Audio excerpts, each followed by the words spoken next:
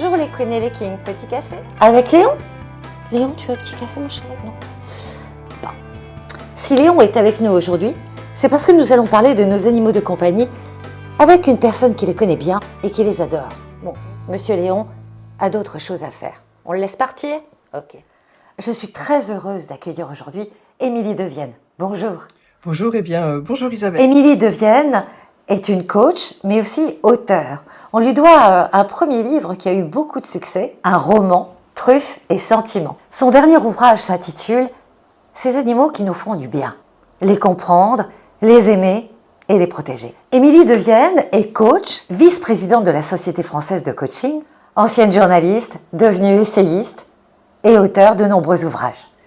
N'oubliez pas de vous abonner, c'est gratuit. Merci.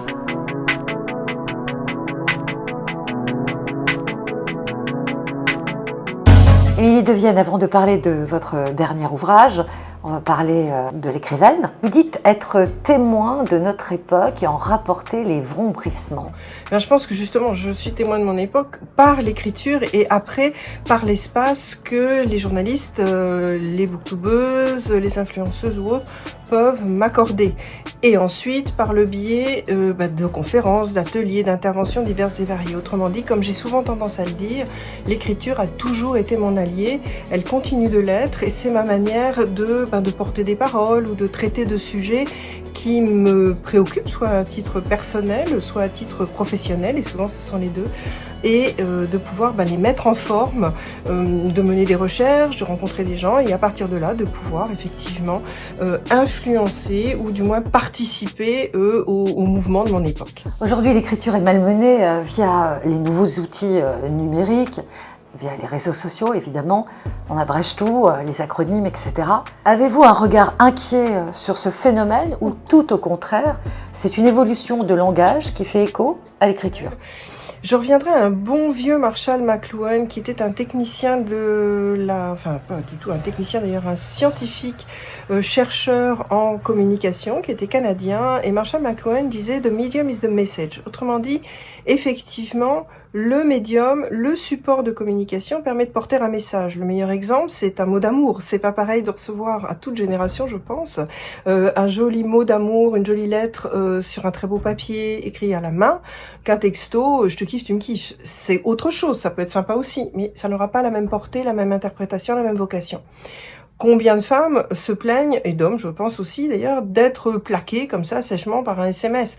Bon, on pourrait peut-être y mettre les formes. Donc, the medium is the message. Et donc, pour moi, les moyens de communication ne sont finalement que des tuyaux dans tous les sens, des tubes dans tous les sens, des plateformes dans tous les sens.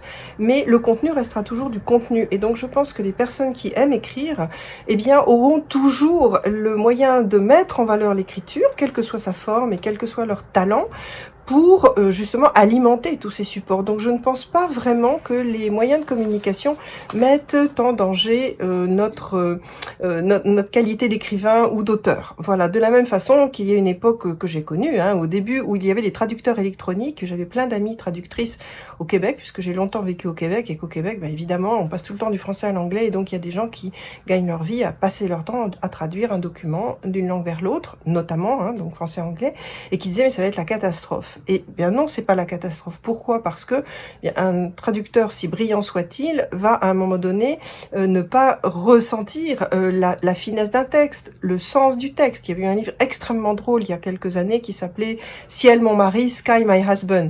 Il est évident que si on traduit « Ciel mon mari » par « Sky my husband », on n'a pas de souci, les traducteurs peuvent dormir tranquilles. Et maintenant, si on va dans la grande littérature, on sait combien de très grands auteurs, l'esprit me vient là, Garcia Marquez notamment, mais pas que lui, étaient très attachés aux traducteurs par pays de leurs ouvrages. Des personnes qui savaient ressentir la sensibilité d'une œuvre, le bien fondé d'une réflexion, d'une réplique dans le cheminement de la fiction qu'ils nous proposaient, par exemple, ou d'un essai. Donc, je pense que les outils de communication ne sont que des sortes d'autobus, de métro, de trains, d'avions, pour transmettre des messages, mais que la qualité du contenu du message, elle continue de porter sur nos épaules. Vous êtes à l'origine du concept le biblio-coaching.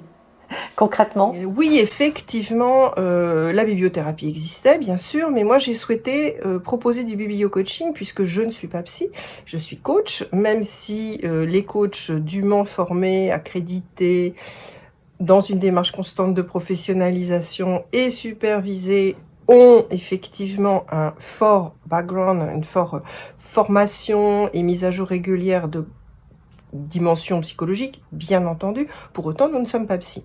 Donc, je trouve intéressant de proposer du bio-coaching, c'est-à-dire cette fois-ci, eh bien, comment, comme le coach emmène un client d'un état réel à un état désiré, comment pouvoir appliquer nos lectures à cette démarche de changement, d'évolution, de mise en mouvement qui est bel et bien le coaching. Et donc j'ai créé le biblio-coaching qui consiste finalement à se dire, bon ben voilà, j'ai une personne qui vient me voir parce qu'elle a une problématique, retraite, difficulté avec un N+1, complications avec des enfants pour ceux qui font du coaching de vie personnelle, etc. Et de regarder sur, par exemple, une évolution de carrière. Est-ce que je quitte ce job mais j'ai 50 ans, c'est pas prudent? Qu'est-ce qu'ont fait les autres? Et proposer à partir de leurs problématiques un certain nombre de livres que les personnes peuvent donc lire et à partir desquels nous revenons sur le sujet en se disant bah tiens, si tel personnage a agi comme ça, vous comment vous auriez réagi, ou en quoi ça vous agace, ou au contraire en quoi ça vous parle, comment cette phrase a-t-elle pu vous aider. Et donc c'était devenu après aux éditions Le Duc, alors je l'avais préparé en vue de notre échange toutes les deux, j'avais préparé le bouquin, c'était devenu la vidéo coaching chez Le Duc, et c'est un livre qui continue très régulièrement de susciter l'intérêt des médias ou évidemment du public quand il a vent de cet ouvrage. Un exemple très récent que je puisse vous donner, c'était Arnie Ernaux qui a sorti assez récemment un livre qui s'appelle Le Jeune Homme, qui est un très petit livre qui est le récit d'une liaison qu'elle a eue avec un très jeune homme pendant 2 ans à peu près. Et au tout début, elle a une phrase qui dit que finalement une expérience, elle n'est pas allée jusqu'au bout tant qu'elle n'a pas été écrite. En gros, c'est dit plus subtilement que ça, mais c'est un peu l'idée. C'est intéressant. Nous, qu'est-ce qu'on fait d'une expérience? Comment on sait qu'on est allé au bout? Ça pourrait typiquement être une question à partir de cette lecture que nous pourrions nous poser. Donc voilà ce biblio-coaching. Écrire des bribes de sa vie, c'est pas donné à tout le monde. Il y a une technique. Est-ce que vous apportez une aide aux personnes qui ont besoin de se réaliser par l'écriture? Si l'intention, c'est d'écrire pour soi, pour se faire plaisir, pourquoi se mettre des contraintes? En revanche, si on a l'intention de proposer à des lecteurs un ouvrage, un essai, un témoignage, de la poésie, quoi que ce soit, il me semble effectivement intéressant de respecter des règles, ne serait-ce que pour respecter à notre tour le lecteur. Donc, selon l'intention que nous avons quand nous écrivons, eh bien oui, il va falloir plus ou moins se former au moins au b.a.-ba ou pas. Voilà un petit peu par rapport aux techniques, ce que je propose comme vision, c'est-à-dire tout va dépendre de notre intention. Vous avez écrit beaucoup d'ouvrages, on les retrouve sur le blog cotimac.wordpress.com. Nous allons parler de votre dernier livre, Ces animaux qui nous font du bien. Le petit dernier, qui s'appelle donc Ces animaux qui nous font du bien et qui est paru aux éditions Erol assez récemment. Il a été préfacé par le vétérinaire et psychiatre Claude Beata, qui a longtemps travaillé aussi avec Boris Cyrulnik, et qui est un monsieur dont je respecte beaucoup le travail, et j'étais très honorée qu'il accepte de préfacer mon ouvrage. Alors, c'était quoi mon intention? J'ai envie de reboucler avec votre première question autour de ma participation au vrombissement du monde. Il se trouve que j'aime les animaux, je pense que je ne serais pas en face de vous aujourd'hui si je n'avais pas eu des animaux pour me soutenir, pour m'accompagner, pour m'écouter, pour entendre sans juger, pour me venir en aide aussi parfois. Et les animaux ont tellement une part importante dans ma vie, sans que pour autant je sois dans l'anthropomorphisme, sans que pour autant je sois Brigitte Bardot, qu'à un moment donné il était temps que je leur rende hommage. Et encore une fois, je fais avec les moyens que j'ai et je sais faire ça. Donc, je n'ai pas la prétention de croire en tout cas que je sais écrire des livres. Il y en a une petite vingtaine de publiés maintenant. Donc, j'ai souhaité écrire un livre autour de ça et les éditions Erol ont entendu ce souhait. La grande ligne derrière tout ça, c'est de se dire, nous habitons sur une seule et même planète, en tout cas pour le moment, et qui est cette Terre, qu'on malmène tous allègrement, avec plus ou moins l'intention de rectifier le tir et beaucoup d'indifférence de la part de beaucoup, au-delà des effets de manche de nos politiciens chéris. Cela étant donc posé, je trouve que parler des animaux, c'est parler de notre humanité, puisque, juste pour mémoire, nous faisons aussi partie du règne animal. et je suis horrifiée de la maltraitance animale, et je dis très souvent, je ne pensais pas souffrir autant en écrivant un livre, et l'écriture de cet ouvrage est certainement l'écriture qui m'a fait le plus souffrir, parce que pendant plus d'1 an, j'ai creusé, cherché, enquêté, contre-vérifié mes recherches pour être sûre de ne pas proposer à mes lecteurs des données ou des témoignages erronés. Et je ne pouvais pas imaginer qu'on soit encore capable aujourd'hui de faire autant de mal à des animaux qui ne nous veulent aucun mal. Et quand eux nous attaquent, nous agressent, etc., c'est simplement parce que nous, on ne respecte pas leur monde, on prend leur univers, on prend leur habitat, on leur fait du mal, sciemment ou pas. Donc voilà pourquoi eux vont se défendre, mais ils ne font pas de mal gratuitement. Dieu sait que nous, dans cette vie et cette société qui va mal, tous les jours, des actes de violence gratuite font des victimes. Jamais un animal ne posera un acte de violence gratuite. Donc pour moi, l'essentiel du message derrière cet ouvrage, c'est oui, ces animaux nous font du bien, de manière totalement inconditionnelle. Nous, on ne peut pas en dire autant. Par ailleurs, eux, ils peuvent vivre sans nous. Nous, on ne peut pas vivre sans eux. Donc, soyons un peu plus modestes, arrêtons d'être égocentrés comme nous le sommes, et partageons cette planète, partageons cet univers. Je pense que c'est intéressant de changer notre regard, de ne pas être si ethnocentré et d'admettre qu'effectivement, eh bien, nous partageons sa pensée. Vous voyez, je penchais mes yeux autour de cette dernière citation, c'est vraiment à la fin de l'ouvrage, parce que Claude Beata m'a sensibilisé aux travaux d'un monsieur qui est agrégé de philosophie et qui est chercheur à l'université d'Aix-Marseille, qui s'appelle Baptiste Morisot. Et qu'est-ce que me dit Claude Beata à propos de ses travaux? Il me dit, depuis que j'ai découvert Baptiste Morisot, je suis très attentif à cela. Nous ne cohabitons pas avec le règne animal, nous en faisons pleinement et simplement partie. La question qui se pose est presque moins celle du respect que celle de la reconnaissance de l'unité. Et bien voilà, je trouve que c'est vraiment un message important à garder, et voilà un petit peu le cœur de l'ouvrage autour de cette relation des hommes et des animaux, qui est au sens, voilà, vraiment ce qui m'a porté à écrire ce livre-là. Avez-vous un animal, on va dire un animal totem, allez? Alors sur la question de l'animal totem, je vais être extrêmement contrariante, Isabelle, je ne vais pas vous répondre, parce que je trouve que c'est éminemment personnel, et que ça, c'est mon jardin secret.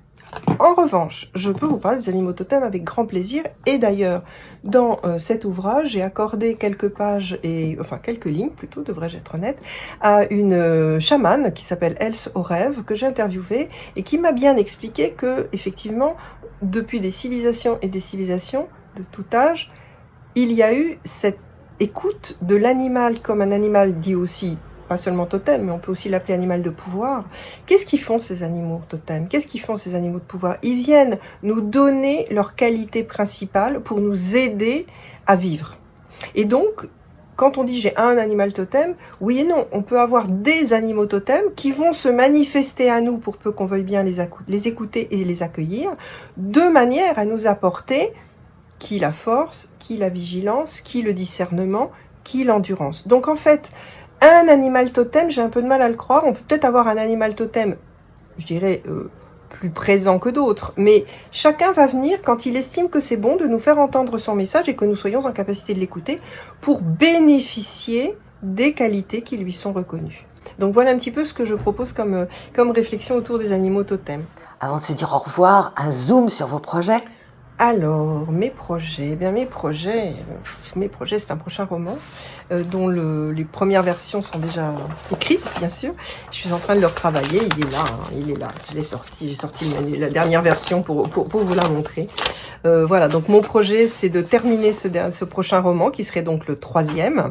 Je dis serait parce que pour le moment, il n'est pas édité, bien entendu, et qui va tourner autour de la notion de paternité. Le premier était autour des familles recomposées à travers un chien qui s'appelle Gibus. Vous voyez, on revient à mon amour des animaux. Et ce Gibus, qui est un border collie un petit peu matiné griffon et qui a été recueilli après que des monstres l'aient abandonné à la SPA. Et je pèse mes mots, car franchement, pour moi, l'abandon d'animal, c'est absolument abject. Et malheureusement, autant la France peut se flatter d'avoir beaucoup d'animaux de compagnie, on est ceux en Europe qui en avons le plus, on est aussi ceux qui les abandonnent le plus, ne serait-ce que pendant les vacances de l'été 2022, un animal de compagnie toutes les 2 minutes était abandonné. Donc je pense que On n'a vraiment pas de quoi être fier de nous. Encore un truc sur lequel on n'a pas besoin d'être fier de nous. Soit dit en passant, donc mon animal Gibus, mon petit chien, était recueilli par des gens qui, eux, sont des humains dignes de ce nom. Et il va se retrouver au milieu, par contre, d'une séparation, d'un divorce. Et il va prendre soin de tout le monde. Donc, de son humaine de compagnie, de son humain de compagnie, des enfants. Mais lui-même, il a ses peines de cœur parce qu'il est amoureux de la petite chienne du voisin, mais il va déménager. Donc, Truffe et Sentiments, c'est vraiment un roman à travers lequel on peut regarder ce qui va se jouer des enjeux d'une recomposition familiale, mais par le biais du chien. Le deuxième, il y avait un âne, parce que j'ai aussi une passion pour les ânes.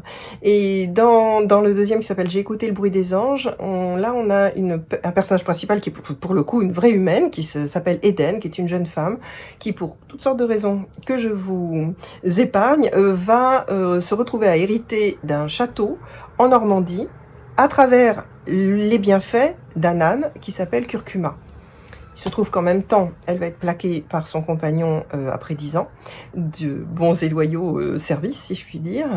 Et finalement, Curcuma, cet âne, va l'aider à traverser cette épreuve, un peu dans l'idée de dire on a tous besoin d'aller du point A au du point B, et les animaux nous aident beaucoup à ça. Et j'ai eu la grande fierté, puisque les deux ouvrages en question ont été publiés et au Québec et en France, j'ai eu la chance qu'une influenceuse québécoise qui s'appelle Christine Michaud dise de mon roman que c'était un antidote au chagrin d'amour. Et j'en ai été extrêmement touchée parce que c'est une femme dont l'opinion est extrêmement suivie, en particulier au Québec. Et le troisième va tourner autour de la paternité tardive. Pour le moment, je ne peux pas en dire plus. Donc voilà quel est mon projet. Eh bien écoute Isabelle, c'est vrai que je suis passée un peu du tu au vous pendant cette entrevue, c'est vrai qu'on se connaît depuis un petit bout de temps, tu avais la gentillesse de m'avoir interviewé déjà il y a quelques années, et je suis ravie d'avoir repris le chemin de ton micro, de la visio, puisqu'aujourd'hui on est dans ce monde-là également, et puis j'espère qu'à partir de nos échanges, eh bien, il va y avoir toutes sortes de pensées, de réflexions ou de réactions de la part de celles et ceux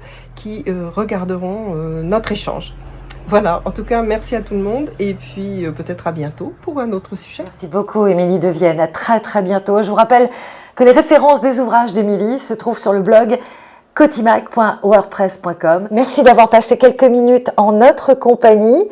J'espère que cet entretien vous a fait plaisir. Et il y en aura d'autres. Et nous allons changer de domaine. Nous partirons dans la décoration avec Anne-Laure, une femme extraordinaire qui retape des logis. Elle se trouve en Touraine. Ça, c'est pour bientôt. Pour l'instant, je vous souhaite que du bon et du bien. Et puis, ciao, ciao!